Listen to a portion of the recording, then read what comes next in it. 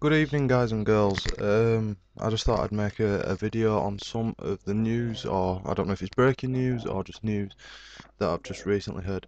First, to start off, I did not review TNA Lockdown. I did not review this week's Impact Gone, just basically because I didn't have time.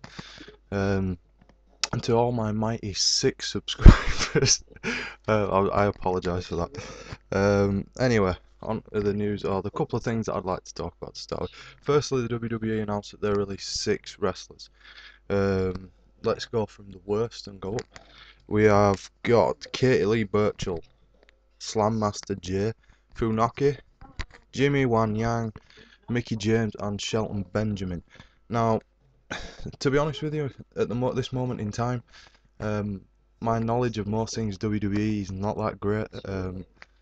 Not really watched it in depth for quite a while. I do watch the odd Raw, but that is primarily why I don't review the WWE. I'm not really in a position to. But from memory, Funaki sucks. Slam Master J, never heard of him. Katie Lee Burchill, never heard of him. Shelton Benjamin. Now, it's probably beyond time that WWE actually release Shelton, because if they're not going to use an athlete like Shelton Benjamin, then that's their loss. And I just hope to God that Shelton ends up in TNA. I know a lot of TNA fans from back in the day, like myself, always dreamt of having RVD in TNA. That is true. One more guy I think to just complete that roster totally would be Shelton.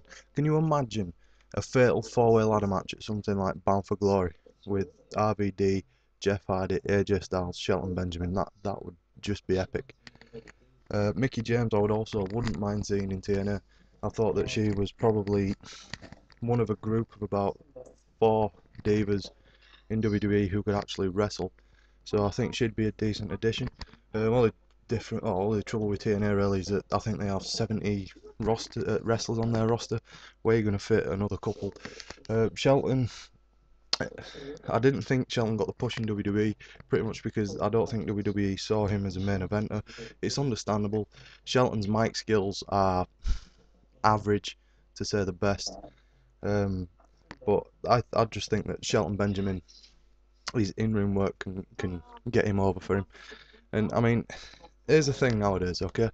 Vince McMahon, what he's done with professional wrestling, he's basically diluted it to the point where the wrestlers and the guys don't have to draw anymore. People will pay and watch shows because of the product. People watch WWE because it is WWE. It's the product that they pay to watch. I mean, do you honestly think if it was like the Attitude Era where they had guys like Austin, The Rock, people like that, do you honestly think the WWE would put a belt on someone like Sheamus or someone like Jack Swagger, or at least in the way that they did? They basically just threw a belt to a guy just to say, hey, we're different, anything can happen, we're not stale, which everyone knows they are, and it were a pretty lame ass attempt. But, yeah, I mean, it's a shame, really, that it's not the guys who draw anymore. Um, Hopefully it can get back that way. Anyway, moving on. Vince Russo has officially stepped back from head of creative in TNA Wrestling. Depending on your persuasion, how you look at this, if you're one of those pretty much ill-informed Russo haters who just hate the guy just because he is Vince Russo and what he may or may not have done in WCW, then yeah, I know Viagra on a pole match was not the best thing. Oklahoma was downright disrespectful to JR. Ed Ferrara is a complete knob. I will go that far. I don't like Ed Ferrara. Vince Russo, I think, under the right management and under the right control, can knock out a very good show. It's just if he has that right management, that right control. Like everybody says, it's recycled that Russo was good in that Attitude Era because he had Vince McMahon, blah blah blah blah. But it's true. And at the end of the day, a lot of people blame Russo for stupid storylines in TNA. Vince Russo writes, by all accounts, writes very in-depth scripts, okay, for every segment, very detailed. He has no problem when he hands those scripts up that they get edited to fuck. Okay, they get trimmed and edited and then they're used for the Impact show. So it's basically a second and third generation Russo script that is used on these shows. So I don't think it's completely fair just to solely blame Russo, especially when it's Hogan and Bischoff who has the last say. But the thing that interested me about this is Vince Russo steps back. Now the actual news is this opens up a position as head of creative for TNA. Now I read a couple of days back that at the beginning of this month, Dixie Carter, her dad Bob Carter, some other TNA officials, I think Terry Taylor did, went to meet Jim Ross. Now Jim Ross stated to them that if he was to go to TNA, he would want to be more than a play-by-play guy. He would do play-by-play, but he'd want to be more to do with the creative and developing and getting the guys over who aren't necessarily as over as they should be, like AJ. I would have bitten JR's hand off, but JR did have a stipulation on this. JR would not work for TNA as long as Vince Russo was there. Now, JR, by what I gather, has no problem with Bischoff, Hogan, anyone like that. He just said he could not consider going to TNA as long as Vince Russo is there. Now, I found this interesting that 2-3 weeks after this meeting with JR, Vince Russo is stepping back. You know, you can draw your own conclusions to that one. All I can say is that, in my opinion, if TNA signed Jim Ross as a play-by-play guy and got rid of Mike Tenay, because I'm not Mike Tenay's biggest fan, I think Taz can be good. He needs someone better as the actual play-by-play guy. Taz is good as colour commentator. He can't, obviously he's not a play-by-play guy, but as a colour commentator, he's pretty good. He's better than the King. But yeah, so that'd work for me.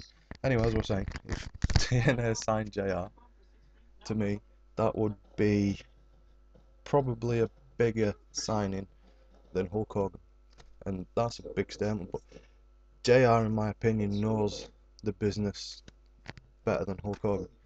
Wrestling is in JR's blood. He lives for wrestling. Okay, he's done this job for the WWE, head of talent. You know, he goes out, finds the guys, yada yada. You know, nurtures them through. So to put him as, I wouldn't necessarily have him head as creative for TNA. I'd bring Paul Heyman and Vince Russo in. Paul Heyman is a genius, in my opinion. You do not get much better as a booker or creative or whatever capacity you want to put Paul Heyman in backstage. You do not get much better than Paul Heyman. I'm sorry, but you just don't. So I think if TNA could sign Vince Russo, Paul Heyman, Jim Ross, obviously if JR comes, Russo has to go completely. But also Russo's stepping back from his job as head of creative. He hasn't really said what he'll be doing. I mean, is he going to become TNA's most stupidest janitor? I would pay to see Vince Russo janitor storyline. Imagine the matches Vince Russo would book in a men's bathroom. Turd in a bowl match. That would be epic. That's sarcasm, by the way. So, that is pretty much it for me, guys. Yeah, that's all the news and everything that I wanted to cover. Please, if you feel like it, add to my 6 subscribers. All 6 here are legends. But anyway, I am out. Thanks for watching.